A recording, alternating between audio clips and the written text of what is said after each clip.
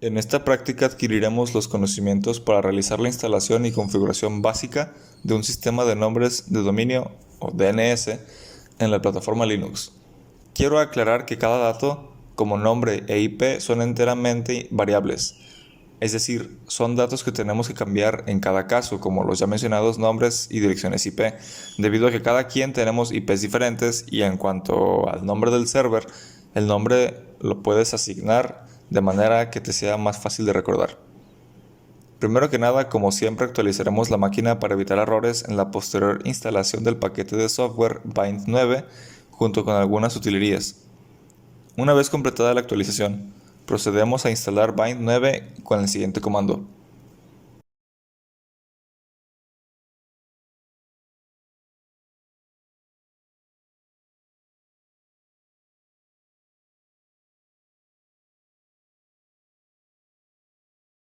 Ahora me tomo la libertad de adelantar el siguiente paso de la práctica, ya que así se vuelve menos tedioso el proceso. Vamos a apuntar desde nuestra máquina Windows y también en Ubuntu a nuestro futuro servidor DNS que crearemos. Así que para ello consultamos nuestra IP, la cual será la misma que le pondremos a nuestro DNS más adelante. Una vez guardada esta IP, vamos a la configuración de red de Ubuntu, apagamos el internet y posteriormente entramos a configuración de Windows. Seleccionamos Internet y red, cambiar opciones de adaptador, Wi-Fi, propiedades, habilitar protocolo de Internet versión 4 TCP IPv4, propiedades y usar las siguientes direcciones del servidor DNS. Ingresamos la IP que consultamos, demos a aceptar y cerramos todas las ventanas que dejamos abiertas.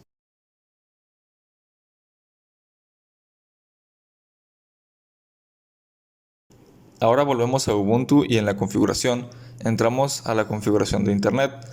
Vamos al apartado de IPv4, quitamos el automático del DNS y escribimos nuestra IP.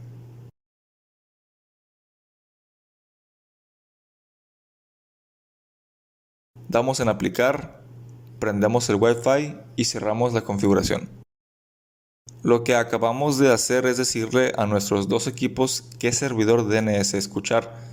Esto nos hará que a la hora de escribir ciertos comandos casi al final de la práctica no nos salte ningún error. Ahora para continuar crearemos un archivo llamado bind9 en la dirección etc default y escribiremos el siguiente código. Después guardamos y salimos y restartearemos bind9 para que se apliquen los cambios.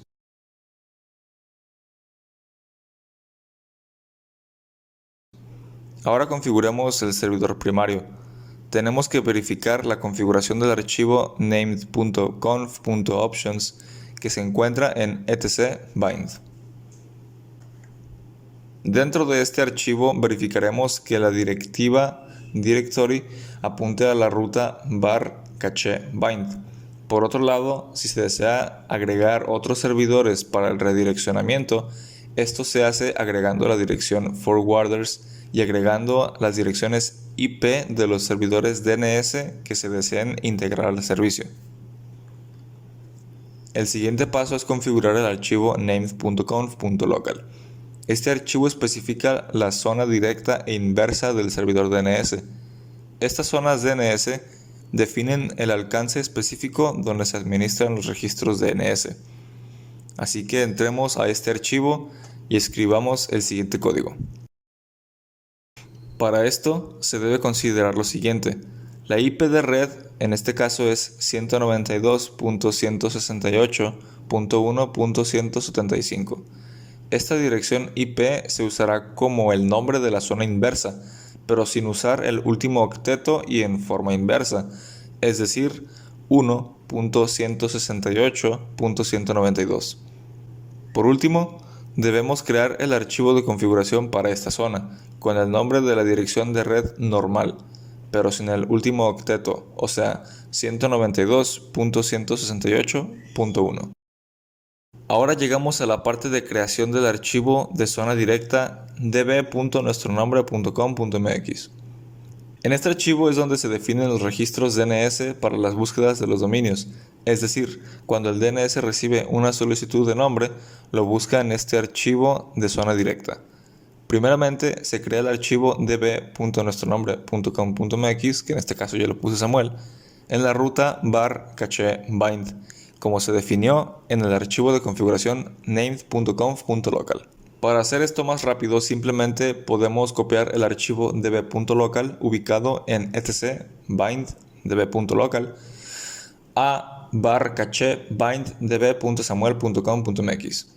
Ahora es necesario editar el archivo y hacer las adecuaciones para cumplir con la práctica como se muestra en pantalla.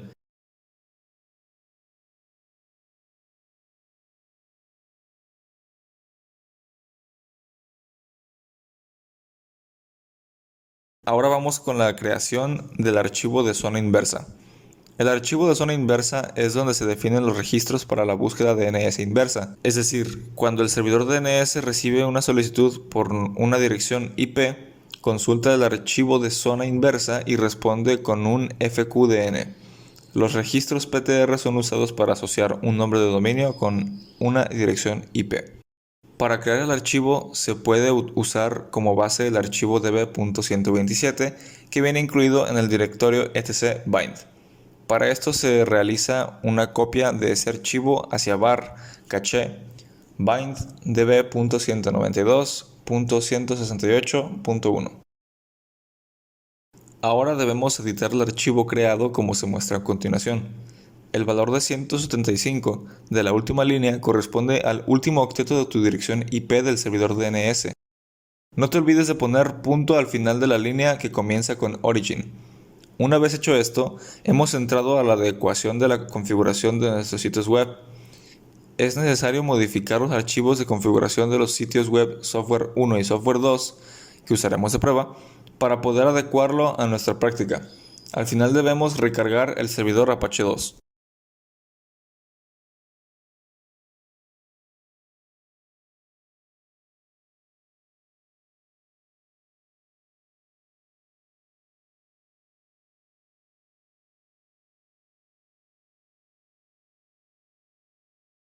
Ahora revisemos la sintaxis de configuración de bind. Para esto se utilizan los siguientes comandos. El comando named-check-conf se utiliza para verificar que el archivo named.conf no tenga ningún error de sintaxis.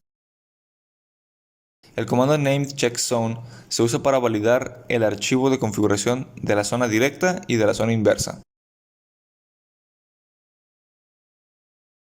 Ahora probemos su funcionamiento vía consola de la máquina virtual. Para comprobar el funcionamiento del servidor DNS se hace uso de la herramienta dig. Este comando se encarga de recolectar la información del DNS y es muy útil para diagnosticar problemas o desplegar información del DNS. Este comando solo funciona una vez que hayamos configurado el equipo para que esté ligado a nuestro servidor DNS que acabamos de crear, lo cual se hizo al principio del video.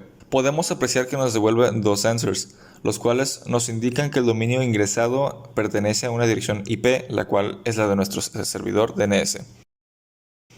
Otro comando que se puede utilizar es dig-x y la IP del DNS, pero para que esto funcione, además de estar apuntando o estar ligados a nuestro DNS, tenemos que asegurarnos de que el archivo resolve.conf que se encuentra en el directorio etc tenga las siguientes líneas de código.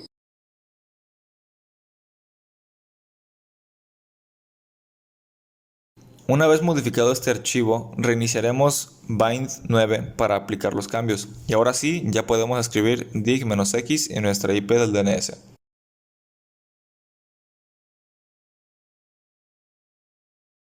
Vemos que nos devuelve 1 de answer, lo cual significa que esta dirección IP que ingresamos pertenece a nuestro DNS. El comando host más el nombre de dominio nos regresa a la dirección IP donde está almacenada la información. Es el equivalente al comando nslookup para realizar una búsqueda de DNS. Te regresa a la dirección IP de un nombre de dominio y viceversa.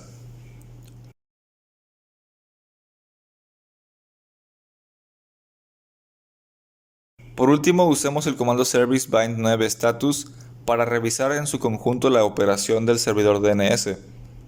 Ahora probemos que podamos entrar a los sitios mediante DNS en el navegador de Ubuntu.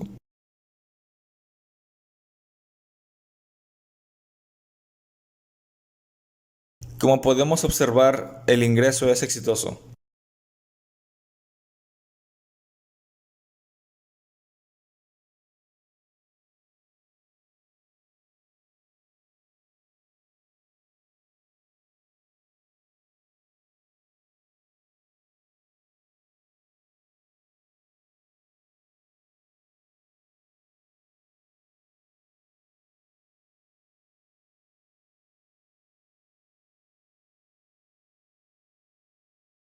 Ahora hagamos lo mismo pero desde nuestra Windows. Para ello tenemos que permitir el puerto 53, el cual es el puerto asignado para el DNS, en nuestro firewall.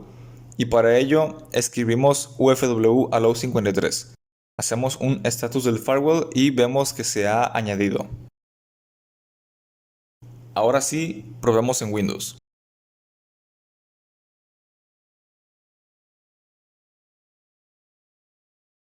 Como puede apreciarse, también podemos acceder en Windows por medio de nuestro servidor DNS de Ubuntu a los sitios web que en las prácticas anteriores hemos creado.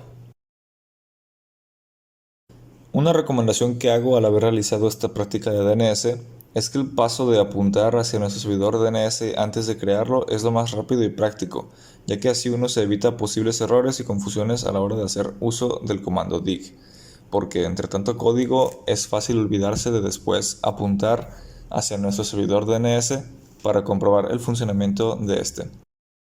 Me gustaría añadir como conclusión que al ser esta práctica evidentemente la más elaborada de todas las que hemos realizado, es de las que más interesante he encontrado, además de que lograr comprender la funcionalidad de tantas cosas que son necesarias para la creación de un DNS me deja una sensación muy buena de satisfacción, ya que finalmente estoy en una etapa de mi vida en la que las cosas prácticas que voy aprendiendo continuamente con el progreso de mi educación superior son cuanto menos interesantes y de mucha importancia a nivel prácticamente mundial, ya que al menos estas son las bases de cómo funcionan todas las búsquedas de sitios web alrededor del mundo, y es algo en lo que en un futuro podría dedicar mi tiempo. A grosso modo, puedo decir que ese semestre que acabamos de concluir me gustó. A pesar de haber tenido momentos muy apretados de tiempo, sí le saqué provecho a las clases presenciales y fue realmente un gusto por fin poder interactuar con los profesores y compañeros y sin duda esta materia fue de todas mi favorita. Finalmente quiero agradecerle al profe Raimundo su paciencia para explicar cuando no entendemos los temas entre tanto bullicio a veces. Y realmente aprecio la dedicación que profesores como usted le ponen al trabajo para asegurar, o al menos ayudarnos a saber bien de lo que se habla en clase.